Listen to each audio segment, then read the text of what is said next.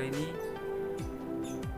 Rizky Maulana Adi, Mita Wulandari, Feni Nur Agraini, Ogi Fajar Satrio, Desta Intan, Widya Aulia Ekasari, Indria Ningsih Putri, Fesan Nur Samsi, Firman Adima.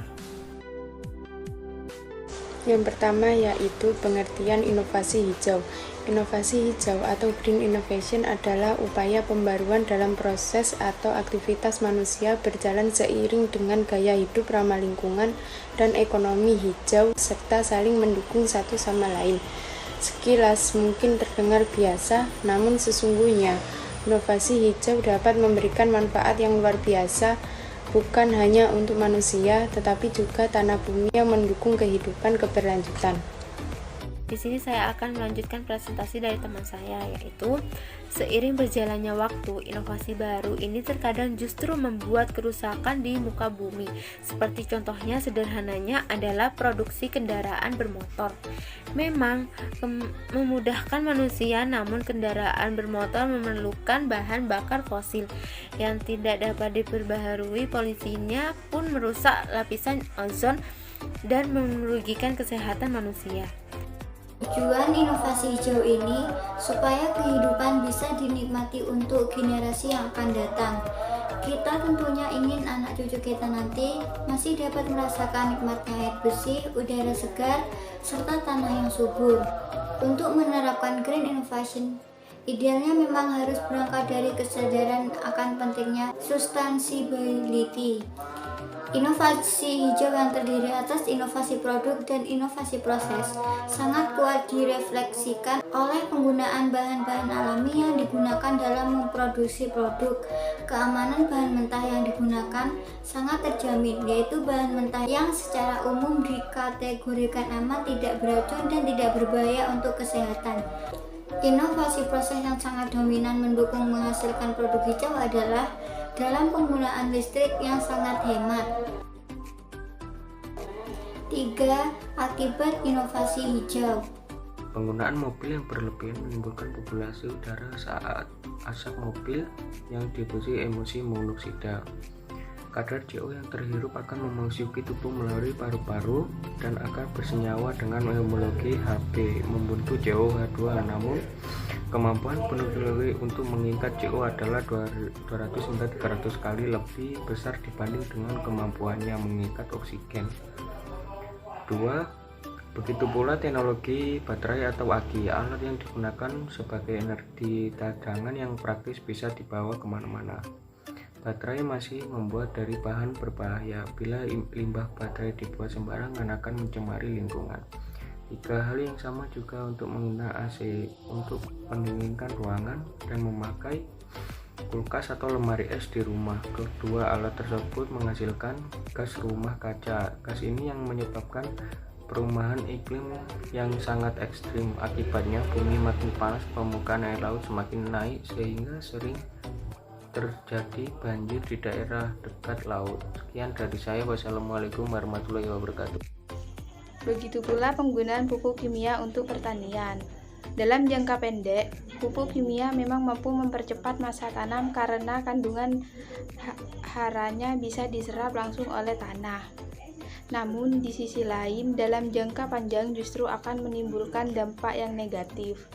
Menurut riset para ahli, pada umumnya tanaman tidak bisa menyerap 100% pupuk kimia. Penggunaan pupuk kimia juga berdampak pada lingkungan. Penggunaan yang terlalu banyak akan mengakibatkan eutrofikasi. Dengan demikian meningkatkan pertumbuhan yang berlebihan dari ganggang di air dan menurunkan kadar oksigen. Hal ini menyebabkan lingkungan yang beracun dan menyebabkan kematian fauna di perairan. Begitu pula pemakaian plastik sebagai kemasan. Ia telah menjadi penyebab sampah di sungai, lautan, dan tanah. Plastik susah hancur dan diuraikan oleh bakteri dalam tanah. Sampah plastik mengotori sungai dan merusak pemandangan. Manfaat inovasi hijau. Kemampuan organisasi hijau adalah kapasitas organisasi untuk menciptakan nilai baru dan kompetisi dalam mengejar inovasi hijau. Perusahaan perlu mengembangkan cara-cara baru yang kreatif untuk menempatkan keberlanjutan dalam pengambilan keputusan strategis dan proses yang inovatif. Pengembangan inovasi hijau memerlukan interaksi dan kerjasama dari berbagai pelaku di semua tingkatan. Karena itu perlu ditemukan inovasi yang tidak merusak lingkungan atau dampaknya tidak membahayakan kehidupan. Inovasi ini disebut green innovation atau inovasi hijau. Inovasi hijau juga menghemat sumber daya alam seperti air, udara, hewan, dan tumbuhan agar tetap bersih, sehat, dan lestari. Tujuan inovasi hijau ini supaya kehidupan bisa dinikmati untuk generasi yang akan datang. Assalamualaikum warahmatullahi wabarakatuh. Perkenalkan, nama saya Yogi Fajar Satrio, NIM 20110411024. Di sini saya akan menjelaskan contoh inovasi hijau yang dipraktekkan di sekolah, yaitu antara lain nomor 1, kincir angin, 2, listrik dari lumpur, yang ketiga atap berumput, 4, penggunaan lampu LED untuk penerangan, kelima briket sebagai bahan bakar padat, 6, daur ulang air wudhu, 7, pembuatan kompresor, 8, supersonik, 9, daur ulang oli bekas menjadi minyak atau bahan bakar cair, yang ke-10, pohon penghasilan listrik. Sekian dari saya. Wassalamualaikum warahmatullahi wabarakatuh. Di sini saya akan melanjutkan presentasi tentang poin manfaat inovasi hijau. Keberhasilan inovasi hijau memberikan tantangan yang cukup besar, sehingga perusahaan berusaha melakukan proses transisi, mengintegrasikan pertimbangan lingkungan ke dalam inti dari strategi bisnis mereka. Inovasi hijau memerlukan interaksi dan kerjasama dari berbagai pelaku di semua tingkatan. Namun, masih banyak organisasi gagal karena mereka tidak sadar dan tidak memiliki pengetahuan yang diperlukan untuk berinovasi. Sekian, terima kasih. Wassalamualaikum warahmatullahi wabarakatuh. Saya di sini akan melanjutkan presentasi, yaitu tentang hambatan inovasi hijau. Hambatan inovasi hijau ada 6.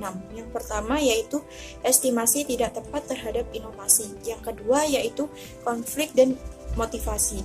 Yang ketiga yaitu kurangnya adanya hubungan sosial. Yang keempat yaitu inovasi tidak berkembang. Yang kelima yaitu penolakan inovasi kelompok tertentu. Yang keenam yaitu masalah keuangan.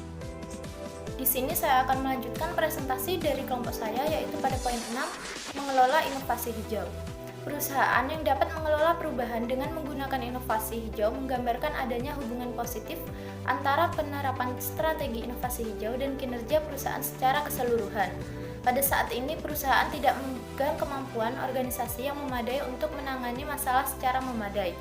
Untuk mengubah situasi tersebut, yang pertama, perusahaan dihadapkan pada tantangan untuk menentukan bagaimana mengidentifikasi, mengembangkan, serta menyebarkan kemampuan perusahaan kemampuan inovasi hijau ke dalam kemampuan yang ada dan relevan. Yang kedua yaitu perusahaan menghadapi reorientasi kemampuan mereka dalam perusahaan. Sering dianggap kompetensi akan menghancurkan motivasi. Perusahaan perlu mengembangkan cara-cara yang kreatif untuk menempatkan keberlanjutan dalam pengambilan keputusan strategis dan proses yang inovatif. Pengembangan inovasi hijau memerlukan interaksi dan kerjasama dari berbagai pelaku di semua tingkatan. Menciptakan infrastruktur komunikasi yang efektif merupakan langkah penting untuk memanfaatkan luasnya pengetahuan yang ada. Inovasi hijau berkaitan dengan faktor-faktor organisasi yang meliputi manajemen hubungan internal dan eksternal, proses pembangunan pengetahuan, kemampuan, sumber daya, dan motivasi. Sebuah tantangan paling penting untuk inovasi hijau adalah membangun sebuah organisasi supaya berhasil dan sukses. Pembelajaran organisasi. Inovasi hijau memegang orientasi pembelajaran untuk berkelanjutan kontekstual pengembangan dan penggerakan hasil inovasi tersebut. Namun, masih banyak organisasi yang gagal karena mereka tidak sadar, tidak memiliki pengetahuan yang diperlakukan untuk berinovasi. Manajemen pengetahuan. Manajemen pengetahuan dalam konteks inovasi terpusat tentang mempromosikan pemahaman untuk menginspirasi ide-ide dan menguapkan hubungan yang sebelumnya nyata terlihat. Nonaka 1994, Harodogan 2003. Menurut Orden DKK 2008, 3 area yang dipilih dari literatur manajemen inovasi yang ada meliputi kurang memahami tantangan manajerial inovasi hijau, radikal, inovasi berkelanjutan, dan inovasi hijau membutuhkan pengetahuan dan kompetensi untuk inovator. Inovasi hijau membutuhkan teknologi baru untuk menciptakan perubahan teknologi. Hal tersebut merupakan unsur utama dari literatur manajemen inovasi yang ada. Inovasi hijau diharapkan dapat menghasilkan produk-produk yang ramah lingkungan, tidak hanya untuk kelangsungan hidup produk tersebut, tetapi untuk berkelanjutan lingkungan hidup. Globalisasi menciptakan dan mendukung pasar baru untuk inovasi hijau. Globalisasi dilengkapi dengan tanggung jawab yang signifikan untuk mengurangi kerusakan terhadap lingkungan. Globalisasi juga menjadi agenda kebijakan pemerintah seperti OECD 2008 yang menyatakan banyak pemerintah internasional membuat kebijakan inovasi lingkungan nasional mereka dalam rangka untuk meningkatkan pengembangan dan difusi teknologi lingkungan. Perusahaan dan organisasi diharapkan lebih kreatif dan inovatif agar mampu bertahan dalam persaingan usaha dan juga mampu mengoperasikan usahanya dalam wawasan ramah lingkungan. Sekian presentasi dari kelompok kami, kurang lebihnya mohon maaf. Wassalamualaikum warahmatullahi wabarakatuh.